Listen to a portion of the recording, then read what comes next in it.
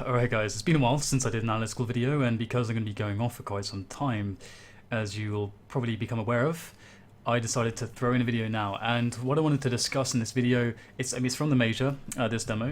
It's going to be EnvyUs versus Navi on cobblestone. I did a train game previously, and this time we're going to be looking at how does an attack work when it comes to the terrorist side, of course, on this map. This was a great terrorist side from EnvyUs.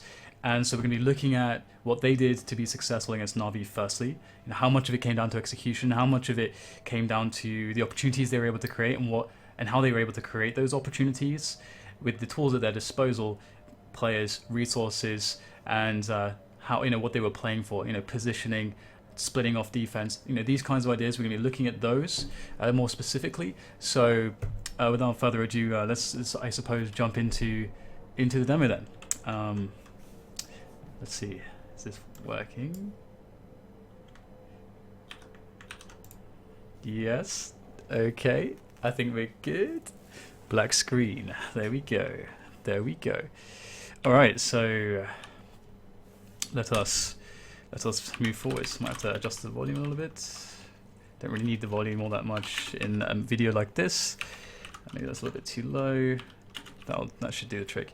Okay then, so we can adjust that as time goes on. So first things first, I want to be looking at predominantly the gun rounds, but in this case, the pistol round is also relevant because it's pistols versus pistols. It's very interesting usually what a team decides to do on the offense, and there's not a huge amount of variety on this map. And you already see just a really simple movement here, really simple, just an execute of an attack. And by the way, if you try to draw small spaces, you can see it's all really jagged. I don't know why this happens. I've seen this bug happen in other places, but if you draw really quickly, you get nice, smooth curves. I don't know why that is, but so it might mess up my arrows. But anyway, you get the quick attack there from Apex. He just entries, he hits his shot, and that's now the split in for the terrorist side. And you can see that they opted to go for mostly just with one smoke was on Apex, and he was able to drop the Tech 9 for Happy, and otherwise they just went in. So the raid boss and simple split onto the B-bomb site. Very simple and easy stuff to do. It's actually a really good strategy, something that you can just run over and over again. The only thing that's going to really blow you up, of course, is if the other team knows you're doing it and they actually throw the nades immediately at the start. But that's very unlikely for them to do that. So let's, I mean, if they do that, it's a huge gamble. It's a very risky play. It's not like, let's say a plus EV play, a lot of the time teams won't rush, or, if you have the idea that a team is doing that, you can just delay your split, and it doesn't make any difference to you, but to them it makes their defense worse. So we're just going to skip to the gun round now. Let's just get some guns. So this is always that situation where the terrorists have had that good start. Do they stick with the weapons to play economically safe, or kind of greedy? I actually should say greedy is a better word, and it's kind of the opposite of safe. So do they do that, or are we going to see something else? So actually this is going to load up fully on weapons here. And so first things first, we have an AWP on Kenny, yes, of course, full nades on everybody. And so what is the AWP? What does that tell us, generally speaking? AWP is going to be telling us that they're going to play slower. They're looking for the picks, because if you have an AWP, it's harder to move into different angles. Also, very good spots for the AWP in this map. Well, we'll be looking at that right here. So on this map, of course, you can actually entry with the AWP in the drop area, which is something that people like to try to do. It does carry in elements of risk, especially early on in the round, due to the fact that the CT side can actually go for boosts, and they can play with a couple players there. So the safer options are to try to move the AWP in towards the A side of the map to slowly clear the long range positions with help from your teammates, or a more riskier approach is to try to go towards the drop zone. And the reason why it's risky is because you generally don't know how close the CTs can be, and it's hard for your teammates to support you directly, as well as you can get boosts up here from the CTs where they can appear from different angles quite quickly. So it's a little bit more risky. It's easier to play with the teammates from this angle. So let's see which of the choices we have Kenny S going for, and let's look at the timing as well, as to how he approaches this. So you can see that he gets a fast timing onto the kind of boost spot that I showed previously. Now looks like the call for the team is actually to go for a split again. So again, if we look at Apex's position very quickly, he's going to drop him through the smoke. The flash was perfect from his teammate, so Flamey is blind, he was playing close previously. Falling back, he's still actually blind. So you can see this should have been a kill for Apex actually. So this is going to be a more difficult situation. Now the issue for the CTs as if they lose Edward, of course, because the biggest deal on this bomb site is a split defense. If you take out this guy, now Edward has to worry about this, and he has to worry about this. Zeus has to worry about this, and he has to worry about this and this. So, you know, having all three, you know, or at least all two members alive here, and Zeus for support is incredibly crucial for the CT defense, which is one of the reasons why the B split is so hard to hold. So let's go to a CT who is alive. So you've got Zeus here. He's the only guy who was able to survive. The numbers were purely way too much for Navi to really hold against. So what we saw here was just a very, very basic maneuver from EnvyUs. It doesn't really get simpler than that. It requires, you know, some well-placed grenades and a well-timed coordination from your teammates. We can look at it again quickly from KennyS's perspective. We can zoom into that real quick because I think it'll be interesting to note how he uses the AWP in a faster paced round. So if we go to KennyS, who is number 8. Okay, so he's going to throw the smoke over the top. Deeper smoke there, and his teammates will run in and create space. And one thing we can see here is the smoke on this box is actually going to help KennyS a little bit because he doesn't have to worry about the angles towards the left so much, which is quite nice. I'm actually not sure who threw that smoke, so let's just go back and look and see if that was deliberate there by EnvyUs, because I would like to know whether or not that was a deliberate smoke from them, because it looks like it should have been a smoke for them. So let's quickly check that one out and see who tosses that. Bit of a zoom, and okay, so we go back to see. Okay, so it's actually a CT that throws that smoke. And this is quite interesting. This is quite interesting actually, because of course, as we can see, allows KennyS to get into a position here, which has a little bit better cover, because again, players can be playing from this position, so KennyS is kind of safe from that with that smoke. I mean, of course, the benefit from the CTs is if the Ts are playing a slower round, because that's what this smoke deals with. If they are playing a slow round where they don't drop people down out of the alcove immediately, what we're going to see is KennyS able to take a position over here. But because it's a faster strategy, this smoke actually ends up being a tiny bit of a help, and not really a help for the T side, and not really helping the CTs much at all. So it's one of those situations where is he supposed to throw the smoke? Well, you can't. This is another one of the reasons where it's quite hard to play this map defensively on the B side of things against a coordinated team, because you don't quite know where they're going to go. Everything has upsides and downsides to it. So let's take the next buy round and see how that pans out for the CT side. So here we can see them getting out an AWP on Guardian, which is usually going to be quite crucial for their overall efforts. Now we're going to have to look and see how this actually plays out, because this is information that EnvyUs are going to have. They know that 5 rounds in a row have been theirs. They know that the AWP can be in play now for Guardian, so they will play respective to that knowledge. So we'll see KennyS going for the same peak, and this time he's going to be completely smoked off, so that's going to cover the boost from the CTs. Now this is where things can potentially get dangerous, because again, one of the reasons why you want to have your CT up in this position, why the smoke is good, why the boost can be good, is because once you're able to do that, Edward can effectively delay this portion of the rush.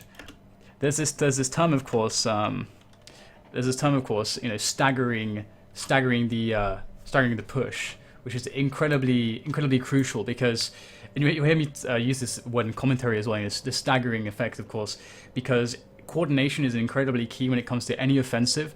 If any points of attack are out of place in the period of time when they should be hitting, then you get this situation where it's like dun.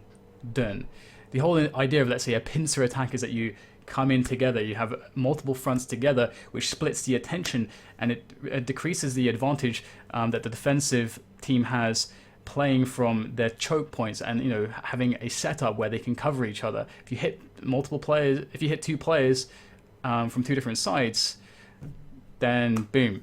But if let's say in this instance, you're going to be able to have a different situation whereby wait, is my OBS working? It's been a while, so I'm rusty. Okay. So, oops, we got a black screen, but I'm fixing that.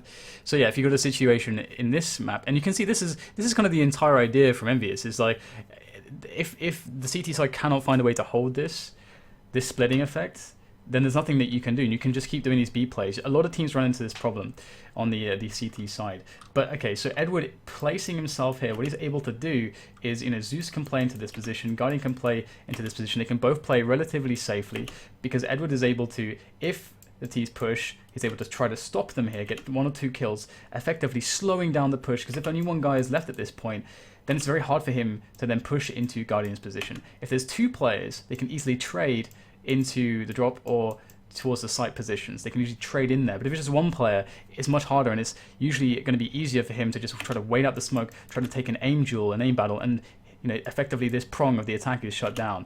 Whereas if Edward is playing from this position, which we saw previously, and the entire team rushes quickly here, they easily trade his position, and the defense is now split against, well, multiple sides.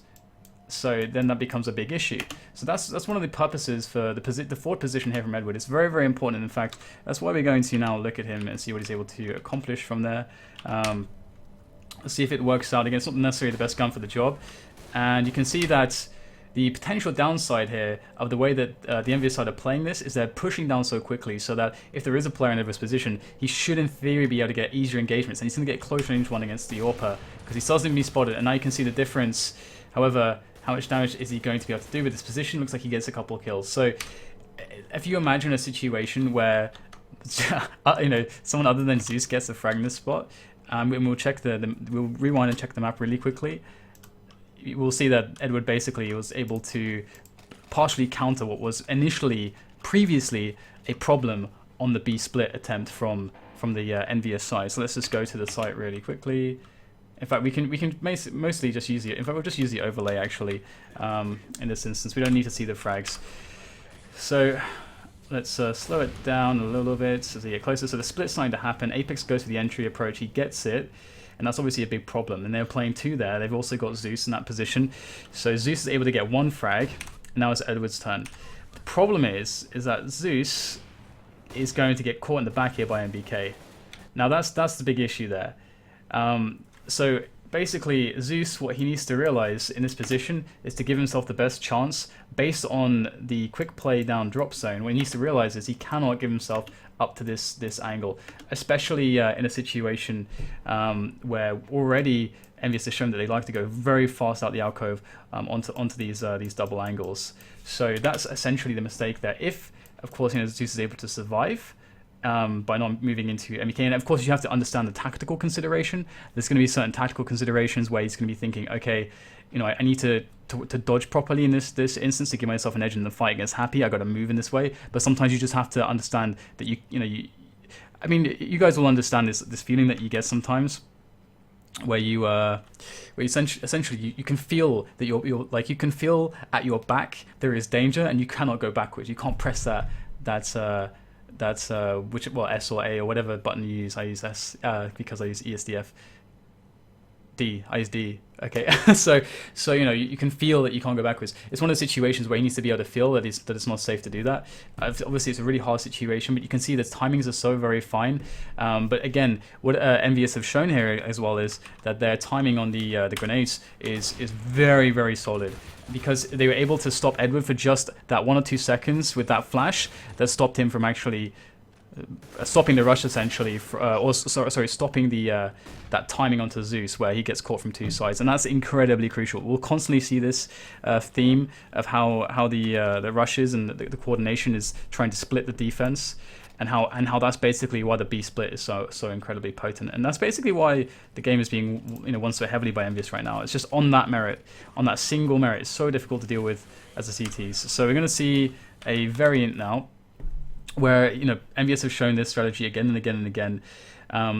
Basically, the successful point is often being both sides. So it's not really as if either side is being shown to be weak. But what EnvyUs are probably thinking here is that it's potentially likely. There's a few adjustments that Navi would make. They know their economy is going to be low, so that means that they can be playing Mag 7s and more annoying weapons here. They're a bit more scary in these close quarters. But also, if that is the case, and also you know, there's less grenades and stuff. If they were to take this vantage point, they're going to have really, really good engagements with the AKs against what is, you know, what there is, you know, to be on the field, which is a lack of AWPs, a lack of M4s. Probably, as we can see, they got some FAMAS in there as well. So EnvyUs deciding to rush. They don't have to rush around like this because we can see Navi's money is low. They know that, so their nades are low as well. But they decide to go with a fast pace. And also the other good thing about attacking many people into this position is that some teams, what they do to try to counter this this position is they put a couple players up here, and they already saw I believe it was it Edward, I think. Yeah, I think it was Edward in this position up here doing damage previously. So if they were to stack 2 players here and the right nades are in place for EnvyUs, it's like an auto win round as well. So that's kind of the approach. Of course, Guardian's here on the site. He's likely going to be quite screwed. So let's just look how this goes in slow motion. MBK is the first man forwards. You can see they had the flash for that position, but Guardian still got the frag. So next guy is going to be... Oh, Kiyoshima's already down. Takes the engagement there. So now let's look at the position. Very important that Kiyoshima drops down and tries to take the engagement immediately, because now we can see this effect that Kiyoshima can pressure into drop zone, and this is an area where they already know that Navi have a player because Happy hasn't pushed yet, and they know that they're going to have someone drop zone because it's cobblestone, and that's how you play this map.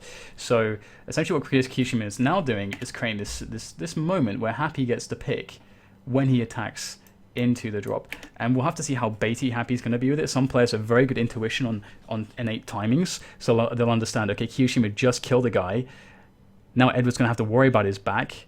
If I give him 1 or 2 seconds, he's going to check that position, and that's my window to go. Some people have that intuition, others will be a bit more baity, so we'll get to see. Happy's starting to move now, as we can see, but he's still a little bit too slow because the frags are starting to come in here. So overall, a pretty good hold, but there's still players alive here for EnvyUs. And we will see that actually from the overview that this situation will be won by Navi, and it's mostly going to be on the individual skill. We can go and look at it once again very quickly, and let's go and do this. Okay, so let's quickly look at this one again, see how they actually get the frags, because it'll be interesting. There might be some interesting tactical considerations to think about here. So here we go. We've got the push coming in. Kiyoshima's going to drop down immediately. Now, where does it go wrong? So first things first, Guardian gets the kill. Where is he? Guardian. Come here, Guardian. Guardian gets the kill there with the M4 long range. And then we're going to have Zeus in this position. So Zeus is able to get the first frag. So Guardian, with that first kill, is able to alleviate Zeus and give him a 1 versus 1 instead of a 1 versus 2. So the Kiyoshima issue is not really a big deal at the moment if Zeus can contain the rest of the players on the plateau. And of course it's going to be very hard to do this. Let's see how he does it. He's actually pulled out the pistol as well, the USP. Luckily, Ed was able to take the one-on-one against Kiyoshima. This is very, very important. And because Happy's so slow, his team is alone on plateau here, allowing Navi to play together. And they didn't realize Zeus was there, and okay, he gets a free kill. So then you get a 3 versus 2 situation. So Jumping Mag comes in, and now it's the 3 versus 1. So we can see how delicate it can be. Again, you know, Happy's a little bit too slow out of the drop zone. He kind of baits Kiyoshima too hard. And look at this. There's one way to think about this. So Kiyoshima's in this position. He knows that he's in this position, Happy does, and he's already got the kill. So there's 2 options here. You got to think. This is now positional. You got to think about this now positionally. You don't want to think about it about frags necessarily, because position can come with essentially this idea of implied frags insofar as your ability to gain frags or to hit your objective is going to pressure the other team to move or pressure them out of a good position to give you more favorable engagements, because that's what positioning does. So sometimes it's worth dying for positioning because of that reason, and that's a whole nother topic. But so Kiyoshima is in this spot, right? He's just got a kill. Is it more important for Kiyoshima to live here, or is it more important for Happy to live here? Is it more important for Kiyoshima to live here and make his way around this side to pressure Guardian in his position? Or is it more important for Happy to get a kill here, but still be separated from his teammates? Now, this is the question. This is the question that I pose to you guys. Because this is one of those things, right? Positioning is always going to be key. And you always need to be linking your teammates up so that you can get the objective. Because again, the objective allows you to pressure the CTs out of position. And essentially, the CTs are always going to be in spots where the positioning is going to allow them the most efficient engagements. So it's pretty simple, and I think the mistake was clear there that Happy needed to push because Kiyoshima did his job, and he was in a fantastic spot to keep the pressure on.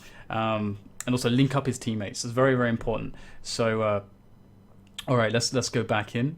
Let's go back in, and back screen again. And we'll look at one more round, and then we'll close off the video, because I think we covered a few cool topics here, actually. So here we go. We've got the end of this round. So let's find ourselves another one, another buy round. People tossing around weapons. Okay, so yeah, we got another buy round here. So let's have this as our last buy round. We've got Guardian on Orb. The nades are fairly good here for Navi, and of course EnvyUs looking quite solid on their nades as well. So here we are then. We've got. I'm just going to check that the recording is working. Okay, just in case, because I've had a feeling it wasn't. Okay, it's working. All right, so now we're going to be looking at a situation where we actually get an A play from EnvyUs, which is quite cool. So EnvyUs making the A play, and essentially here we're going to see this idea that I mean, we haven't really been able to talk about A because they haven't gone A so much, which is fine, because this is, you know, we've had a lot of good points there. But generally speaking, the idea of A, people will usually be able to play defaults here by taking 3 players through here, or, you know, trying to pressure into this area. I think it's it can be a little bit better to take over this area, because what happens naturally when you take this area is you actually force any close players here either to go back up, or you force them to try to figure stuff out if you're playing a really slow round. So you can actually force more mistakes out of the CTs, because obviously you can also come down from the danger area. You can get suddenly a double-pronged attack, which is better than just going through this choke point, attacking into here. And then once you're into this position safely, you can Molotov this one. And you can, if you have somebody covering with an AWP, you can take, you know, some good long-range angles. You can very easily work your way in with grenades. But it does come from taking this area properly first, I would say, in most cases. And how the CT is set up here, you know, you've got to be very wise to that, and how to deal with that. And, you know, you've got to have some default grenades and so on there. So we'll see the initial build-up. Apex is going to be the most forward guy, and Cease is in spot to be committed here, and he's actually going to get 2 frags. So that's a pretty important play from Cease. The trade comes in. Now this is a really big problem, actually. Usually what happens when you're taking this area, and you can work in here, and you've got a guy on drop, maybe someone pressuring in this area, so you have all this space and presence as the T's. It enables you to, based on if you get kills on the left side of the map or the right side of the map, how you want, depending on how much you want to pressure plateau and how much you want to play the drop guy as a lurker or not, allows you options basically. Some teams, they will actually just have 2 guys here just to play kind of lurk, and 3 guys here to see what they can make happen as a map control play, and then work it out mid round. Here is a disaster. We got panic mode in for Team EnvyUs, crisis management, and they have so much time on the clock that there's a few ways for them to handle this. Or, well, essentially there's 2 ways for them to handle this, but because they're a 3 versus 5 situation, they need to use their numbers, and they need to be able to force positions. Now let's fill this out right now. How you know, what's the easiest place to force a position? Well, not the drop zone, because there's still 4 players left alive, and it's very likely that Navi can still play a player there. Now Navi even have Edward quite forward here in this position to try to work out what's happening. So given their current location, it's probably better for them to just go for the attack here and just see what they can make happen with their skill. They need to go fast though, and they need to make that decision very quickly. Splitting up and playing this too slow can be quite gambly against a very good team, and you can see already Guardian is going to be able to pick up a kill here. And one of the reasons why it can be kind of gambly is because it's harder to play off of each other because there's too few of you, and when you've got players as good as Guardian, if you're able to give them a 1 versus 1 when you don't know where they can be, and they can get the you know, quicker shot on you, then of course you're likely going to die, and you need to use those numbers against players of this caliber. But yeah, so there you go. I hope you guys enjoyed this one. It was brief, short but sweet. I think we covered some cool things on the. I think we covered cool things on the drop area and so on like that, which is quite important, because generally speaking, that's the main thing when it comes to cobblestone.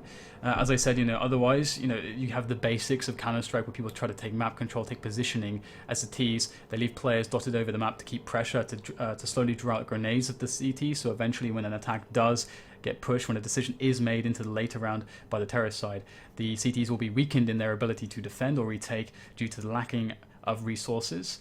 in the grenades, the utility, as well as potentially, maybe you have if you have a frag as the tease, what you'll also do is you'll deposition the defense as well, and then you can play off of that as the decision. But EnvyUs didn't play this style in this match. They basically played the hardcore split style, which is requires a lot of coordination. And we actually saw the only time it didn't work was because Happy sort of baited his teammate too much in that scenario. In my opinion, I think he should have just gone straight down, and it should have been a spot where they would have realized that Kiyoshima is more valuable alive and in his position than Happy was, and that Happy should take the gamble and not Kiyoshima. So, thank you for watching, guys, and I'll see you when I see you.